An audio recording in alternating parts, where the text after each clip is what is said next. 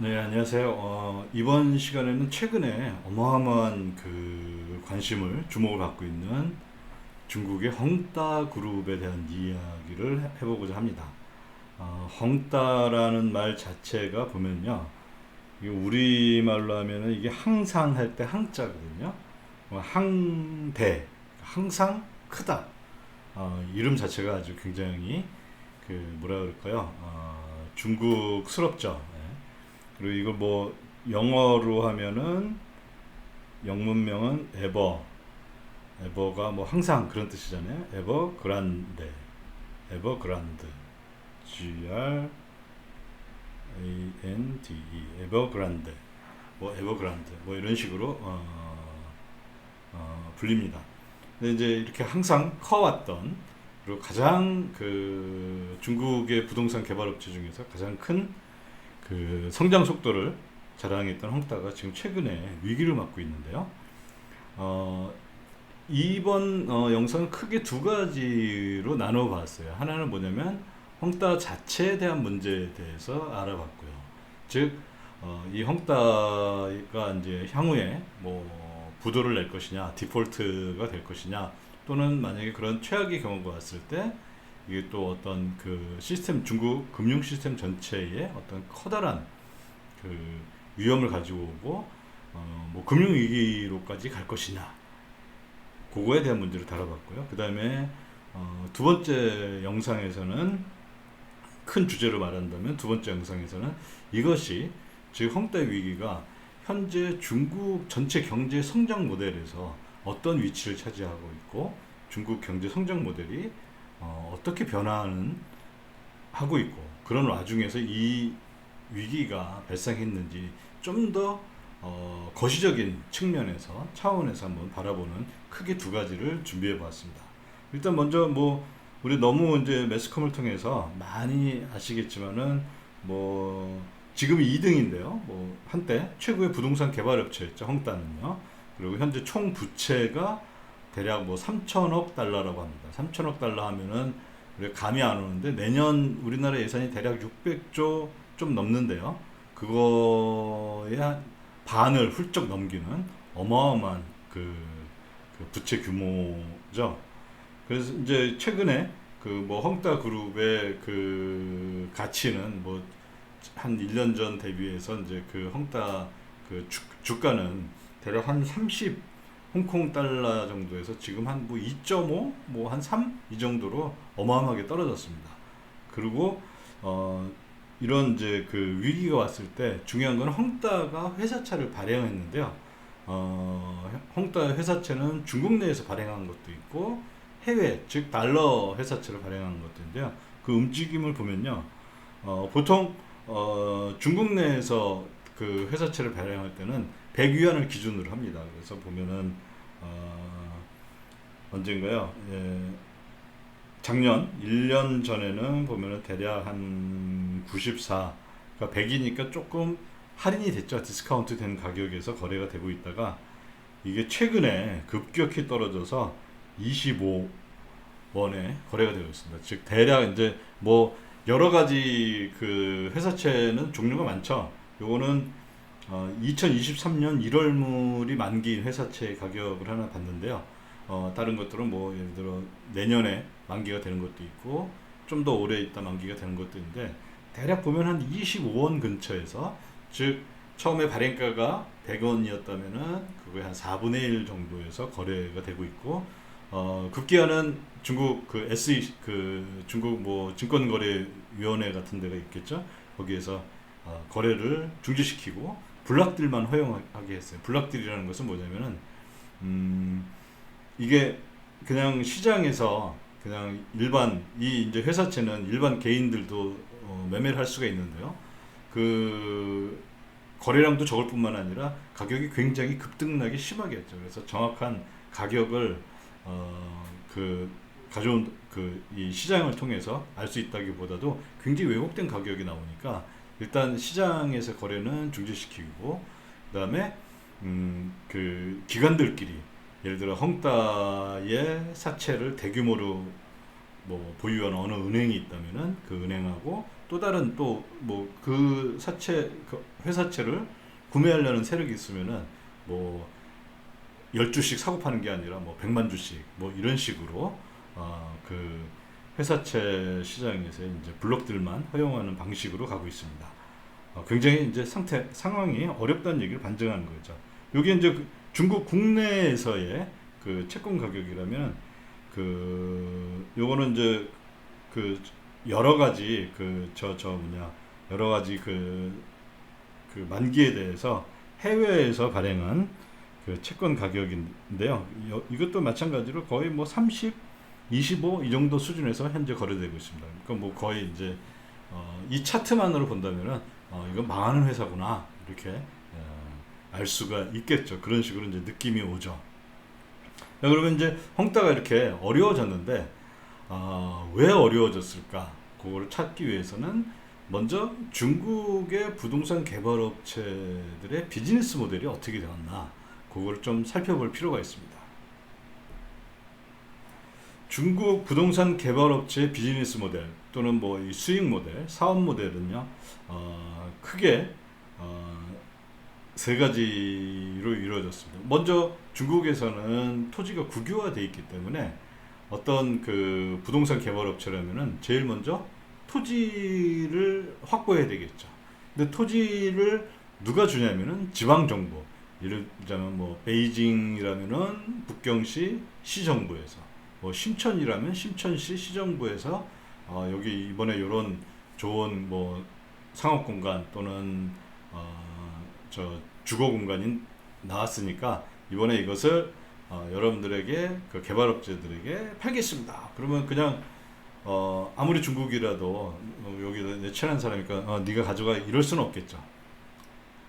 주로 경매라는 형식으로 토지 경매를 하는데요. 지방 정부로부터 먼저 토지 경매를 합니다. 토지 경매에서 뭐 당연히 제일 높은 값을 쓰는 데가 그걸 차지하겠죠. 그러면 그 토지를 받은, 예를 들어 이게 헝따라고 치면요. 토지 경매를 해서 토지 그 어떤 권한을 받았어요. 그러면 뭐 증서가 나오겠죠. 여기 뭐 예를 들어 10,000제곱미터 땅은 이것은 헝따그룹이 앞으로 개발할 수 있는 권한을 가졌습니다. 이런 증서가 나오면은 헝따는 그 증서를 가지고서 즉 토지를 담보로 은행으로부터 대출을 받습니다. 쉽게 말하자면은 처음에 토지를 할 때는 뭐 예를 들어 뭐 1억 위안어치 토지 경매를 했어요. 그래서 1억 원어치 1억 위안어치 이제 토지를 이제 그 경매에서 그 돼가지고 그것을 받았습니다. 그러면 그 증서를 가지고 은행에 가서 대출을 받을 수 있어요. 그럼 대출을 얼마를 받을 수 있느냐? 뭐 때에 따라서는 뭐 1억 원어치 다 받을 수는 없겠죠. 뭐 9천만 원 이렇게 받을 수도 있지만 또 어떤 경우에는 그 토지가 굉장히 이제 향후에 발전 가능성이 높고 그런 토지다 그러면은 뭐 어떻게 보면은 굉장히 1억에 가깝거나 심지어 1억을 넘는 금액을 대출 받을 수 있겠죠. 자, 그 다음에 헝따는 어떻게 하냐? 그 대출 받았으니까 수중에 현금이 생겼잖아요. 그럼 그걸 가지고 또 토지 경매에 또 참여합니다. 자, 그러면 이게 뭐랑 비슷하냐면요. 그 레포 시장에서 어떻게 하냐면은 어떤 예를 들어 뭐 이게 리만 브라더스다. 그러면 자 여기에 뭐 MBS 저걸 있어요. MBS라는 이제 어떤 그 채권이 있습니다. 그다음에 뭐 이제 여기가 자산이고 그다음에 여기 부채니까 돈을 빌려온 것이 있겠는데 뭐 이 자산만 한번 보도록 하죠. 그러면 MBS가 있으면은 리만 브라더스는 예전에 어떻게 했냐면은 이 MBS를 가지고서 레포 시장에 가서 이 MBS를 가지고서 현금을 빌릴 수가 있죠. 그럼 그 당시에 MBS 가격이 만약에 뭐 1억 달러였다. 그러면은 여기에서 빌릴 수 있는 돈이 그 당시에는 이거의 차이를 헤어컷이라 그러는데요. 빌릴 수 있는 레포 시장에서 땡길 수 있는 돈이 거의 1%밖에 차이가 안 났어요. 그러니까 거의 900만 불을 빌릴 수가 있었던 거죠. 그러면 돈을 빌렸어요. 이렇게 돈을 빌리면은 또 이걸 갖고 또 뭘 하냐? 예, MBS를 또 사요. MBS 다시 좀 이제 금액이 좀 틀려지겠죠. 그 다음에 또 이 MBS를 가지고서 또 어디 그 레포 시장에서 현금을 또 빌리고 이거를 이제 담보로 맡기는 거죠. 또 빌리고 또 그걸로 또 현금 저걸 삽니다. 저 MBS를 또 MBS 2 다시 뭐 어떻게 보면은 뭐 사기에 가깝기도 하고 하는데 이게 실제 벌어졌던 일입니다. 그러면 이 MBS 가격하고 이 빌릴 수 있는 가격의 차이가 1%밖에 안 된다. 그러면 이론적으로 이 리만은 1%, 1을 1%로 나눈 것, 즉 100배의 레버리지를 사용할 수가 있어요. 어마어마한 레버리지를 쓸 수가 있었다는 거죠. 근데 뭐 물론 리만 브라더스 당시 보니까 대략 한 30배 뭐 이 정도 썼던 것 같아요. 그러니까 뭐 이렇게 다 하지는 않았겠죠. 왜냐하면은 이제 규제도 있고 하기 때문에 그 다음에 또 어떤 뭐라 해야 되나 예기치 못한 것에 대비해서 현금도 갖고 있어야 하기 때문에 이걸 다 쓰진 않았지만은 어쨌든 리만 브라더스가 레버리지를 확대했던 거랑 매우 유사한 성격을 갖고 있습니다. 즉 리만 브라더스가 맡긴 담보는 MBS라는 어떤 이런 그 주택 저당 증권이었지만은 헝따가 맡긴 담보는 토지였던 거죠. 그러니까 그 토지 경매에서 받은 그 권한을 저 담보로 해서 이런 식으로 레버리지를 키웠던 거죠. 결국에 이 자본주의 사회에서 보면은 대부분의 금융 위기 이거는 결국에 레버리지를 극한으로 올렸을 때 발생했던 것 같아요. 근데 이번 또 마찬가지로 뭐 예외는 아니었던 것 같습니다. 자, 그러면 이렇게 1단계에서 토지를 확보하고 그것을 저는 이거를 뭐 토지 레포 시장으로 부르겠습니다. 토지 레포 또는 뭐 랜드 토지니까 랜드 레포라고 부르죠. 랜드 레포 마켓에서 일단 토지를 왕창 자기가 이제 원하는 만큼 확보를 했어요. 자, 그 다음엔 이거를 개발을 해야 되죠. 근데 중국도 우리하고 마찬가지로 아파트 개발을 하는 데 있어서는 특히 뭘 하냐면 선분양 제도를 하고 있어요. 그럼 선분양 제도를 하니까 아직 집은 지어지지 않았고 뭐 이렇게 땅 공사만 해놓고 땅 다지는 정도만 해놨는데 그러면 이제 우리 식으로 치면은 모델 하우스라는 게 있잖아요. 이제 실제처럼 만들어 놓고 하는데 중국은 이것도 거의 없어요. 보면은 모델 하우스도 안 만들고 그냥 요만한 모형으로 이렇게 딱 만들고 플라스틱 모형 같은 걸로 만들어 놓고 이제 사람들이 그걸 와서 보고 삽니다. 그러면 이제 거기에다가 계약금도 받고 중도금도 받고 하겠죠. 그럼 그걸 통해서 뭘 할 수 있느냐? 공사 대금을 마련할 수가 있는 거죠. 그러면 물론 이게 다 그걸로 충당하는 건 아니지만 상당 부분이 선분양에 의해서 공사 대금을 가지고서 공사를 진행할 수가 있는 거죠. 자, 그러면은 여기에는 헝따라는 제일 먼저 토지를 파는 지방 정부가 필요하고 그 다음에 헝따로 대표되는 부동산 개발 업체가 필요하고 그 다음에 또 그거를 가지고 와서 그 헝따가 만든 아주 이 멋있는 설계도 멋있는 모형 집을 보고서 사는 구매자도 필요하죠. 이렇게 세 주체가 필요한데 이 세 주체들이 이렇게 잘할 수 있는 이유들이 있습니다. 다 각자의 이유가 있는데요.